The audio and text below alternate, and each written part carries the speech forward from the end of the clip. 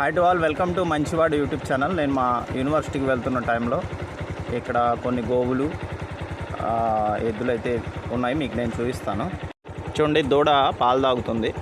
So early morning ఇక్కడికి ఖచ్చితంగా వస్తాయి అన్నమాట. పాపం చెత్త చెదారాల్లోనే ఎక్కువ తిరుగుతూ ఉంటాయి. సో నేను ఎన్నో వీడియోలు అయితే చేశాను. గోవుల్ని సంరక్షించడం అంటే కేవలం వాటిని అలా వదిలేయటం కాదు, అవి ఎక్కడెక్కడ ఆహారం తింటున్నాయి, మంచిగా ఉన్నాయా లేవా, వాటి ఆరోగ్య పరిస్థితి ఎలా ఉంది అనేది కూడా చూసుకోవాలి. కొంతమంది గోశాలకు అలా వదిలేస్తూ ఉంటారు, తర్వాత వాటి ఆరోగ్యం గురించి పట్టించుకోరు. సో చూడండి ఇవి ఎలా తింటున్నాయో, సో సాడ్ అనమాట. సో గోవుల్ని పెంచుకుంటే ఏంటంటే గోవు పాలు చాలా మంచిది ఆరోగ్యానికి. అలానే ప్రకృతి వ్యవసాయం చేసుకోవచ్చు. ఇప్పుడు అన్నీ మనకి హెల్త్ ఇష్యూస్ వస్తున్నాయి అన్నమాట.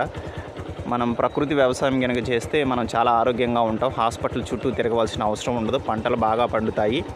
చూడండి, ఇలాంటి పరిస్థితి రాకూడదు అనే ఉద్దేశంతో ఈ వీడియోలు చేస్తున్నాను. అక్కడ మా యూనివర్సిటీ, అవి హాస్టల్ బ్లాక్స్. సో ఇప్పుడు నేను కాలేజీకి వెళ్తున్నాను, యూనివర్సిటీకి.